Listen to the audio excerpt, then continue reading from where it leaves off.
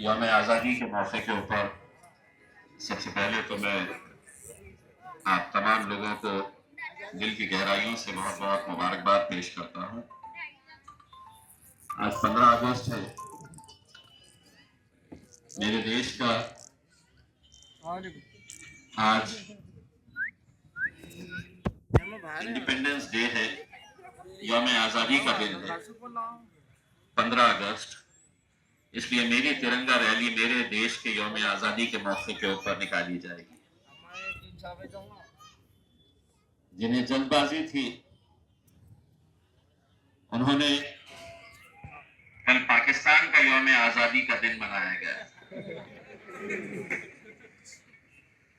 14 अगस्त को पाकिस्तान और 15 अगस्त को भारत देश की आज़ादी हुई थी। हम पिछले 12 सालों से ये तिरंगा रैली निकाल रहे हैं और इन 12 सालों के अंदर मुझे कभी ये याद नहीं है कि हमें लोगों के पास जाकर हाथ जोड़कर, किसी को डराकर, किसी को धमकाकर, किसी को पैसा देकर आओ तिरंगा रैली के अंदर शामिल हो, ये कहने का कभी मौका नहीं मिला। लेकिन हमने ये भी देखा है कि कल एक तिरंगा रैली इस शहर के अंदर आयोजित की गई, जिसके लिए बड़ी बड़ी गाड़ियों का इंतजाम किया गया, कुछ लोगों को पैसे दिए गए। औरंगपुरे के तमाम कोचिंग क्लासेस, स्कूल्स, कॉलेजेस के छात्रों से यह कहा गया कि आपका इंस्टीट्यूट बंद रखना है,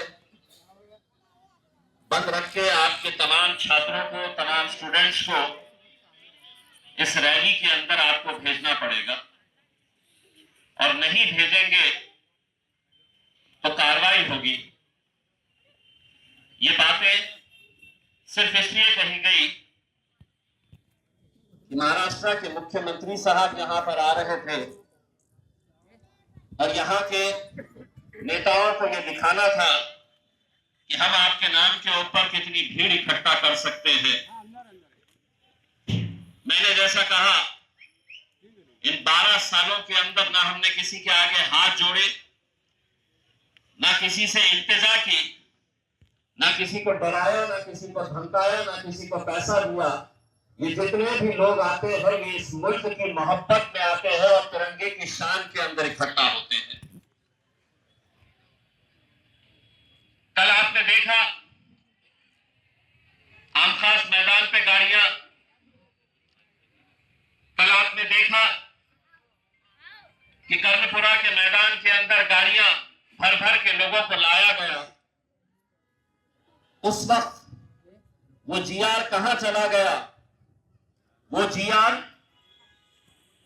जो मुल्क के वजीर आजम नरेंद्र मोदी की तरफ से इशू किया गया था कि दुनिया में जंग हो रही है, हमें पेट्रोल बचाना है, हमें पेट्रोल बचाने के लिए कोई रैलीज की परमिशन नहीं देनी चाहिए।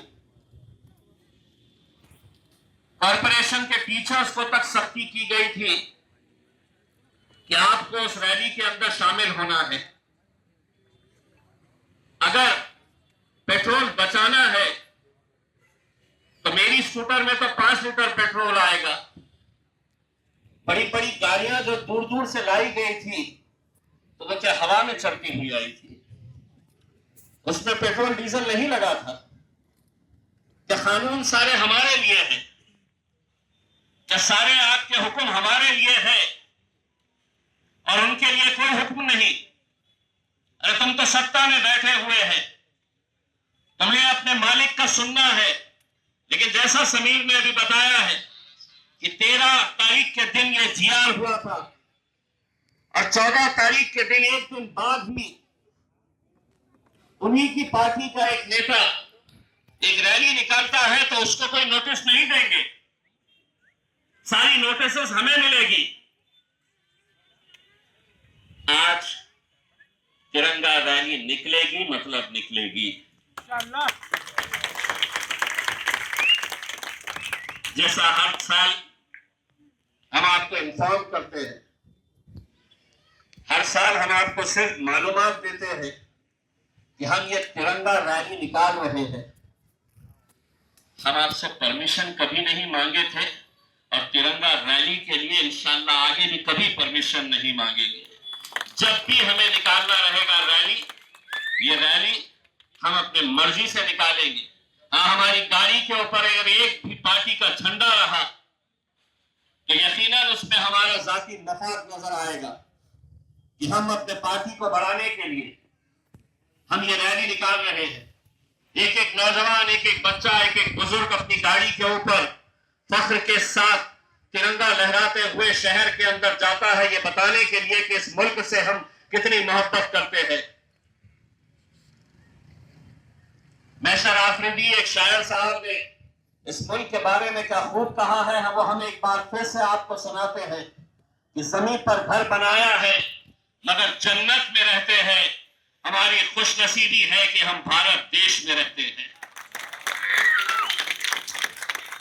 लेकिन अगर तुम समझेंगे कि कानून उनके लिए अलग है, कानून हमारे लिए अलग है, कल हमने हाथ में उनके झंडा तो देखा लेकिन गले में मफलर कमल का ही था। गाड़ियों पर अपने कमल ही लगा कर आए थे, गले में मफलर ही लगा कर आए थे। अरे कम से कम देश को तो बख्शो रे। इसमें भी अगर अपनी दुकान और अपने धंधे चलाने लगे तो कैसा होगा।